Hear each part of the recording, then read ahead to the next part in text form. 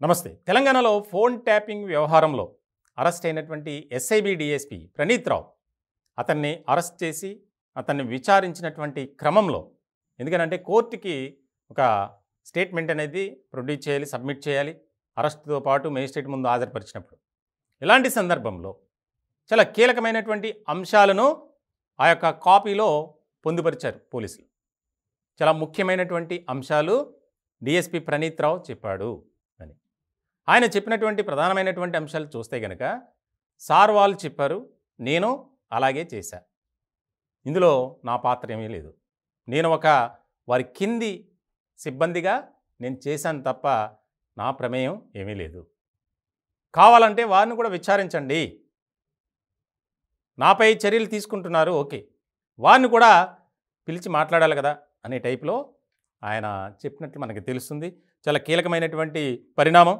విచారణలో సంచలన విషయాలు వెల్లడించినట్లు మనకి పోలీస్ వర్గాల ద్వారా తెలుస్తుంది. నా పై అధికారులు ఎలా చెప్పారో నేను అలాగే చేశా. అలాగే ప్రజాప్రతినిధులు, అధికారులు, జర్నలిస్టులు, వ్యాపారవేత్తలు, రియల్ ఎస్టేట్ వ్యాపారుల ఫోన్లను ట్యాప్ చేసిన మాట వాస్తవమే. అలాగే వారి వాట్సాప్ చాటింగ్ కూడా తీశాను. మొత్తం సమాచారాన్ని అధికారులకు, ప్రభుత్వంలో ఉన్న పెద్దలకు అందించాను. ఎస్ఐబి మాజీ చీఫ్ ఆదేశాల మేరకే ఇదంతా చేశాను. చాలా కీలకంగా మారినటువంటి వ్యవహారంలో ఇప్పుడు ఏదైతే పోలీసులకు ఇచ్చినటువంటి స్టేట్మెంట్ ఉందో దానికి సంబంధించి ఒక కీలకమైనటువంటి పరిణామంగా మారింది.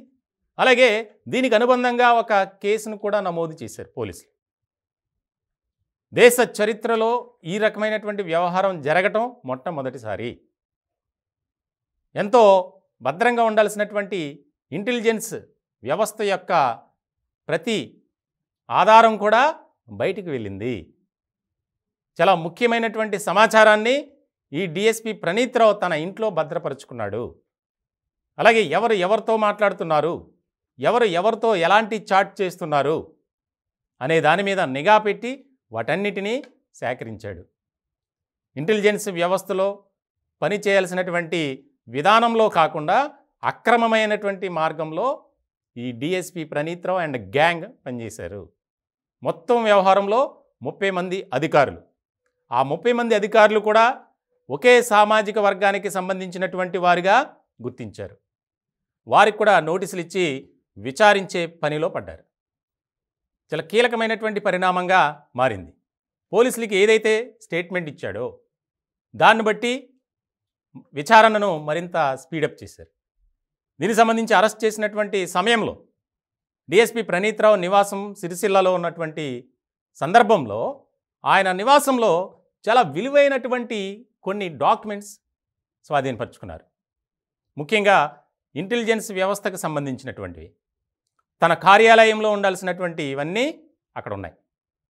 హార్డ్ డిస్క్లు అంటే అక్కడ ధ్వంసం చేసిన దానికి సంబంధించినటువంటి సమాచారాన్ని అంతా ఒక కాపీ అన్నట్టు ఆయన ఇంట్లో పెట్టుకొని వీటిని ధ్వంసం చేశాడు. తన ఇంట్లో భద్రపరిచినటువంటి సమాచారం ప్రకారం కొంతమందికి బెదిరింపులకు పాల్పడ్డాడు. అలాగే హైదరాబాద్, రంగారెడ్డి ఆ పరిసర ప్రాంతాల్లో కోట్లాది రూపాయల విలువైనటువంటి భూములను కొనుగోలు చేసినటువంటి తాలూకు పత్రాలను కూడా పోలీసులు స్వాధీనపరుచుకున్నారు.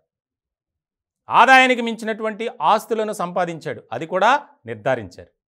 సో ఇలాంటి సందర్భంలో అధికారాన్ని అడ్డు పెట్టుకొని అడ్డగోలుగా అక్రమాలకు పాల్పడ్డాడు అనేది ఒక నిర్ధారణ అయితే అయింది. ఇప్పుడు దీనికి సంబంధించి ఎవరైతే కొంతమంది మాజీలు ఇప్పుడు పనిచేస్తున్నటువంటి పేర్లు చెప్పాడో దాన్ని బట్టి కేసులు కూడా నమోదవుతున్నాయి. ఇప్పటికే చాలామంది వ్యాపారులు, రియల్ ఎస్టేట్ వ్యాపారులు కూడా ఈ ఇంటెలిజెన్స్ వ్యవస్థలో ఉన్నటువంటి కొంతమంది అధికారులపై స్వయంగా ఫిర్యాదు చేశారు. మమ్మల్ని మానసికంగా, శారీరకంగా వేధించారు, ఒక పార్టీకి సంబంధించినటువంటి నేతలతో మాట్లాడినా, వారు ఏర్పాటు చేసే కార్యక్రమాలకు వెళ్ళినా మమ్మల్ని హింసించారు, మాపై అక్రమ కేసులు బనాయించారు, వారిపై చర్యలు తీసుకోండి. ఇప్పుడు ప్రణీత్ రావు ఇచ్చినటువంటి సమాచారం, వారు ఇచ్చినటువంటి కంప్లైంట్స్ అన్నీ బేస్ చేసుకొని ఈ వ్యవహారంలో చాలా ముఖ్యమైనటువంటి అధికారులతో పాటు ప్రజాప్రతినిధులు కూడా ఇబ్బందులు పడక తప్పదు అనేది వాస్తవం. చాలా కీలకమైనటువంటి పరిణామంగా మారింది. ఆల్రెడీ ఇప్పటికే సిట్ని ఏర్పాటు చేశారు ఈ కేసు విచారణ కోసం. స్పెషల్ ఇన్వెస్టిగేషన్ టీం చాలా ఆధారాలు సేకరించినట్లు కూడా మనకు తెలుస్తుంది. ఇంకా దీనిపై లోతుగా విశ్లేషించి సమగ్రంగా విచారణ జరిపి ఏంటనే దాని మీద ఒక నివేదిక తయారు చేసి ప్రభుత్వానికి ఇవ్వాలి. దానికి కొంత సమయం పెట్టారు. ఇందులో సాక్షులను కొంతమందిని విచారించాలి. ఎవరైతే ఆ 30 మంది అధికారులు ఉన్నారో, ఇప్పుడు కొంతమంది ఇంటెలిజెన్స్లో పనిచేస్తున్నారు, కొంతమంది వేరే విభాగాలకు ట్రాన్స్ఫర్ అయ్యారు. వారందరికీ నోటీసులు ఇచ్చి ఒక్కొక్కరిని విచారించాలి. దానికి సంబంధించి ఒక ప్రక్రియ, ఒక రూట్ మ్యాప్ అనేది తయారు చేయాలి అనే దాని మీద బిజీగా ఉన్నారు. మొత్తానికి కస్టడీకి గనుక ప్రణీత్ రావుని ఇస్తే పోలీసులు వేసినటువంటి పిటిషన్కి ఆధారం చేసుకొని ఖచ్చితంగా చాలా కీలకమైనటువంటి అంశాలు బయటపడతాయి. కస్టడీకి అయితే ప్రణీత్ రావుని ఇస్తారు. ఇచ్చిన తర్వాత దానికి సంబంధించినటువంటి వివరాలను ఇంకా సేకరించడానికి, ఏ విధంగా అక్కడ ఉన్నటువంటి సాక్ష్యాలను తారుమారు చేయటం, మాయం చేయటం, దగ్ధం చేయటం, ఎట్లా చేసాం అనేది సీన్ రీకన్స్ట్రక్షన్ చేసే అంశంలో కూడా పోలీసులు ఒక ప్లాన్తో ఉన్నారు. చాలా ముఖ్యమైనటువంటి పరిణామంగా ఇది మారింది. మొత్తానికి ఉన్నతాధికారులు చెప్పినట్లే నేను చేశాను అనేది ఒక స్టేట్మెంట్ ఇచ్చినటువంటి సందర్భంలో ఇటు ప్రజాప్రతినిధులు ఒక పార్టీకి సంబంధించి, అలాగే ఇంటెలిజెన్స్ వ్యవస్థ, పోలీస్ విభాగంలో ఉన్నటువంటి ఆయా సెక్షన్స్లో తీవ్రమైనటువంటి కలకలం నెలకొందని చెప్పాలి.